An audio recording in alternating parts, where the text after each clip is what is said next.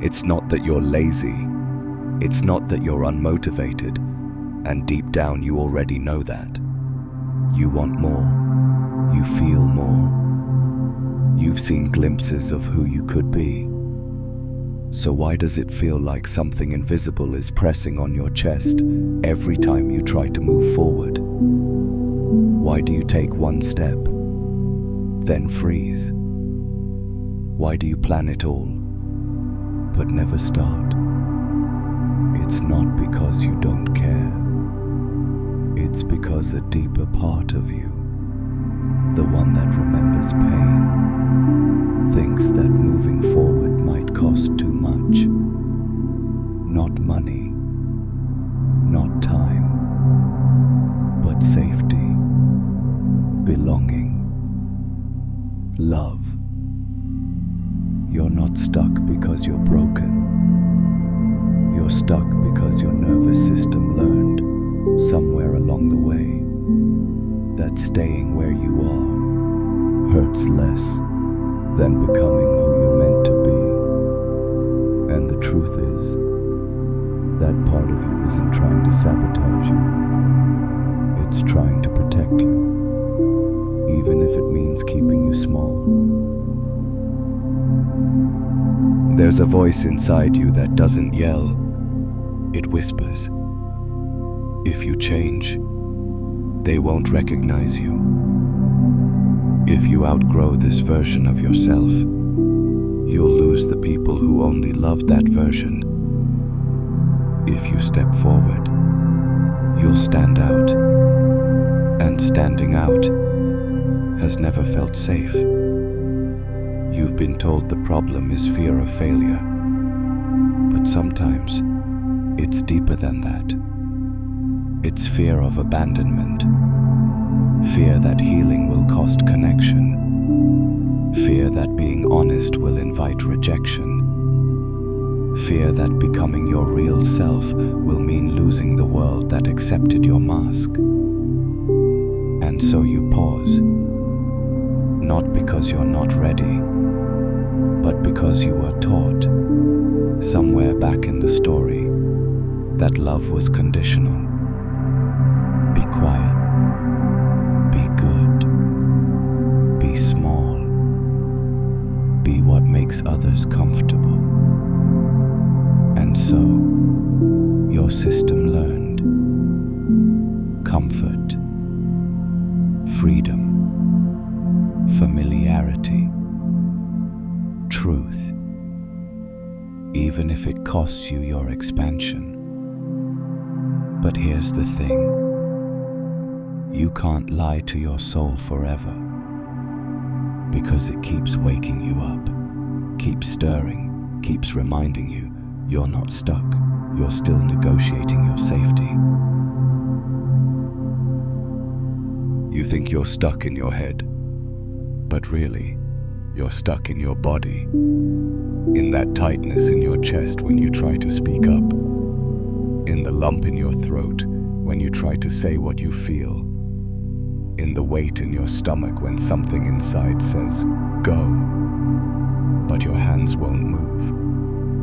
That isn't laziness, it's memory. Your body remembers every time action led to punishment, expression led to shame, movement led to danger. So it freezes, not to block you, to protect you. You don't need motivation, you need safety. Because right now, every cell in your body is asking, if I do this, will I be okay? And until the answer feels like yes, your nervous system will hold the brakes no matter how hard your mind pushes the gas. So when you feel stuck, don't ask, what's wrong with me? Ask instead, what part of me still feels unsafe to move?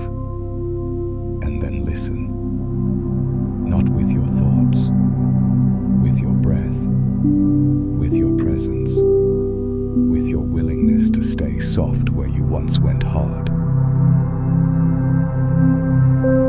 part of you that's stuck doesn't need to be pushed. It needs to be heard. You've tried willpower. You've tried just doing it. You've tried shaming yourself into action. But stuckness doesn't dissolve with pressure. It softens with trust. The reason you can't move is because the version of you that got hurt, the one still curled up somewhere inside, doesn't believe it's safe yet. And you can't outrun her. You can't bypass him. You can't leave that part of you behind, because that's the version of you who made a deal. If staying small keeps me safe, I'll stay. You outgrew the pain, but you never updated the contract. So now, instead of breaking yourself to move forward, try something different. Ask, listen, reassure. Let that younger version of you know you're not in danger anymore. You don't have to disappear to belong. You don't have to shrink to be loved. You can choose movement, not as rebellion, but as reunion. And when that part of you feels seen, the resistance begins to release, not like a wall falling, like a hand unclenching. What if being stuck was never the problem? What if it's the doorway? Not a wall blocking your path, but a threshold waiting for your presence. Because stuckness, real stuckness, isn't just resistance. It's readiness that hasn't felt safe enough yet. It's your soul saying, I know we're not supposed to stay here, but I need you to be with me before we move on. You see, most people rush this part. They treat stuckness like something to fix, to escape, to power through. But if you're willing to pause, really pause, you'll find something sacred underneath the stillness. Truth, unspoken, unfelt, unloved. That's what holds you.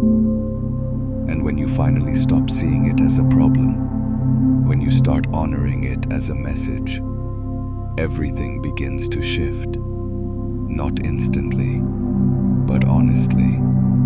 Because the moment you say, I hear you, I'm not leaving you behind, that frozen part of you starts to melt. And in its place, clarity returns, energy returns, movement returns. Not forced, not frantic, just natural. Because what's real always knows how to move, once it feels safe again. You're not stuck. You're just pausing where your soul got left behind. And now, you're circling back. Back to the moment you abandoned your truth to keep the peace. Back to the time you silenced your voice to be accepted. Back to the place where you chose safety over self. And in that return, you don't need to fight your way forward. You just need to meet yourself where you stopped. Not with shame, with reverence. Because the version of you that stalled, that froze, that shut down, didn't fail you. They protected the essence you weren't ready to carry. Until now. Now you're stronger. Now you're softer. Now you can sit in the stillness without making it wrong. And in that stillness, you'll notice something new. Not urgency, not panic, just readiness. The kind that doesn't push, it pulls. Like a river remembering how to flow, like breath returning after a long exhale. You weren't stuck. You were waiting for permission to be who you already are. Real movement doesn't feel like force. It feels like remembering, like your body suddenly trusting itself again, like your heart leaning forward without needing permission. There's no dramatic moment, no fireworks, just one small yes, a soft inhale after years of holding your breath. That's how it begins. You stop waiting for clarity to arrive all at once. You let it drip, like sunlight through a cracked window. You stop waiting to feel ready. You move anyway, not because you're confident, because you're connected to something deeper than motivation, more ancient than fear. And it whispers, you don't need to know the whole path. You just need to take the next honest step. Not the perfect one, not the impressive one, just the true one. And when you take that step, however small, you realize you were never stuck. You were becoming steady. And now you're moving from somewhere real. At some point, you stop asking the world to make you feel safe.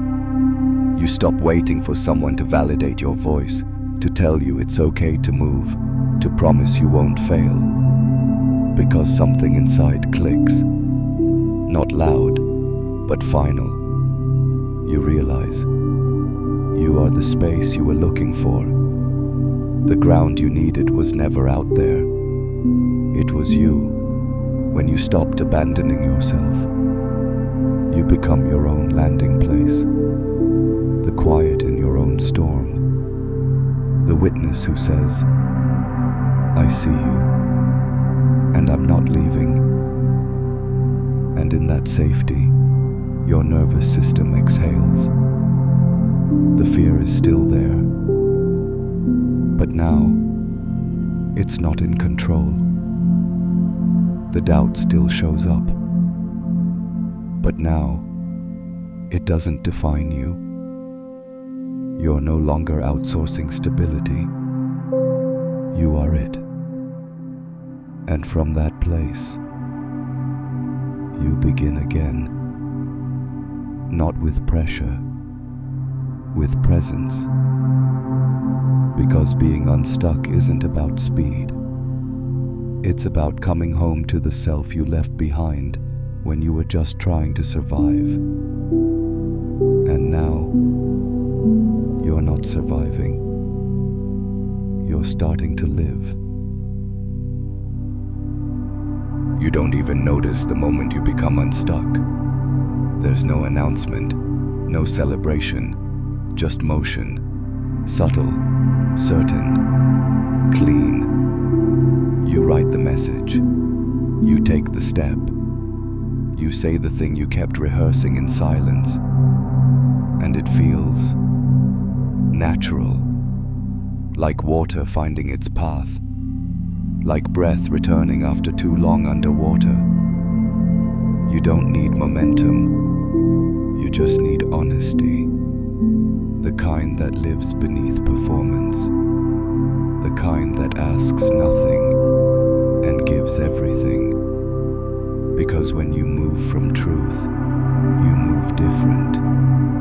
Not to prove, not to impress, just to be in sync with what you already know is real. You look back, and the stuckness feels like a past life, but not one you reject, one you thank, because it slowed you down long enough to hear yourself again. And now, you move without escaping. You speak without shrinking. You rest without guilt. You're not forcing change anymore. You've simply stopped betraying yourself. You're not broken. You never were. You just paused. Where love felt uncertain. Where truth felt risky.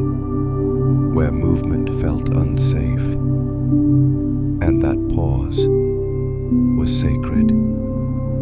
It gave you a chance to listen to the parts of you that never had a voice.